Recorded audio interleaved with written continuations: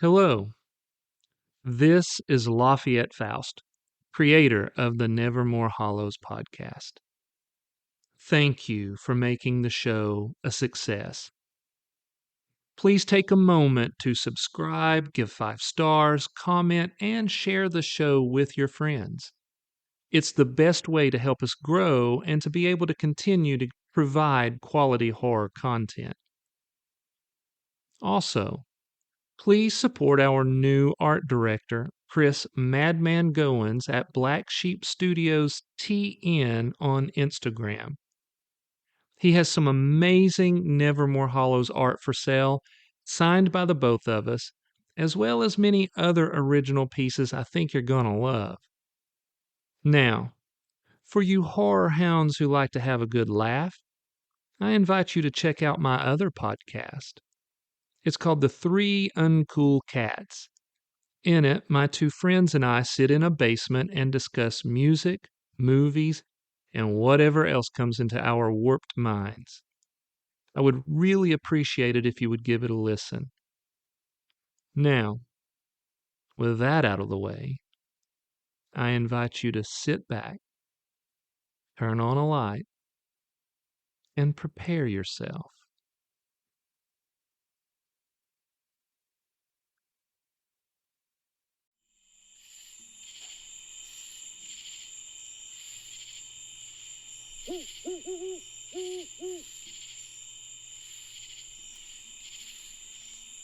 The Grim Tale of Grace Macabre, Chapter 39. The kiss lasted for a sweet eternity, but was over much too quickly. When Ari pulled away, Grace had difficulty reconciling that strange fact of time warping. How could an act of pleasure seem to last infinite lifetimes, yet also seem to have been the merest fraction of a second when it was over? An inspired thought flashed through her mind. It was a moment outside of time. She didn't understand what that meant and did not care. Her lips sizzled with the taste of Ari's kiss. She would be forever content in his arms and moved toward him. For the first time since meeting him, for the first time in her life, she was the initiator of intimacy. He did not resist. He moved into her embrace and let his hands slide down her back. They came to rest on her hips, and he pulled her tight. The music boomed. The lights flashed. The costumed patrons writhed with hands held high in praise of their abandon. Grace heard none of this, saw none of this. She had given herself to her own moment of abandon. "You guys are going to have to get a room if you keep that up," Salome purred. Ari broke the kiss and gave Salome a sheepish grin. "Leave us alone, will you?" "I'm merely observing that your relationship is heating up," Salome said. "Maybe you two need some privacy." Grace was filled with a maelstrom of emotions.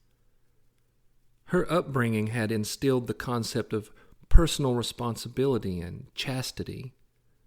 Her biology, the primal ache that consumed her, demanded to be fed. "I want more from him," she thought, "but there is a line I'm not prepared to cross. Or am I?" She simply doubted her ability to control herself with Ari. Ari led Grace back to the overstuffed couch. They sat, and he draped his arm across her shoulders. "We'd miss the show if we got a room," he replied. "Besides, we have the rest of the night, don't we?"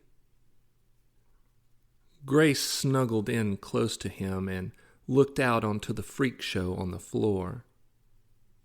She was fascinated when she noticed how many of the revelers moved from partner to partner as they danced. It wasn't that they were simply dancing with multiple partners. It was how they were dancing with them. One girl would grind with one guy before moving on to another who would do more fondling than dancing. She saw same-sex couples as well as hetero couples partake in this partner swapping. She was even more surprised to see some of those couples move from the dance floor to various booths and tables where they began to make out. She was okay with public displays of affection between lovers, but what she witnessed now had nothing to do with romantic love. This was about lust. She caught herself being both repulsed and tantalized by this behavior. She struggled with how to define her reaction. "What's the matter?" Amy asked when she saw the look on Grace's face. Grace saw a gay couple that was dressed in drag, one as Cinderella, the other as a witch, who were passionately making out.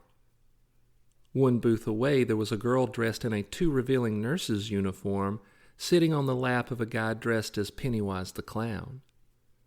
There was no attempt to hide their passion. Grace turned her attention to Amy, who was lounging in a chair, a glass of wine dangling from her elegant fingers. Her red hair gave a surreal glow in the neon light. "Nothing," Grace replied.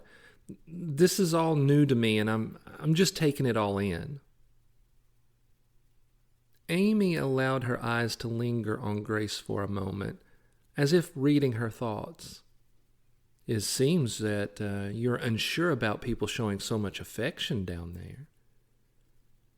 Grace was becoming more comfortable with Amy's directness. She knew that to continue to earn Amy's respect, she too must be direct. "I've never seen such openness," she replied. Amy glanced at the couples Grace had been watching. "How do you feel about it?" Grace decided to be honest. "I'm not sure." "Well, let me challenge you to consider something about those couples down there," Amy said. "Okay." "How do you feel about forbidden love?" Amy said. "What do you mean?" Grace replied. Amy uncrossed her long, slender legs and leaned forward, placing her elbows on her knees. Her stare was direct. "How do you think your mother would feel about the fact that you're dating Ari?" Grace didn't have to consider this at all. "Well, she wouldn't approve." "Is that because Ari is a bad person?" Amy asked. Grace shook her head. "No, because she doesn't know Ari and would make certain assumptions based on how he dresses and how he handles himself.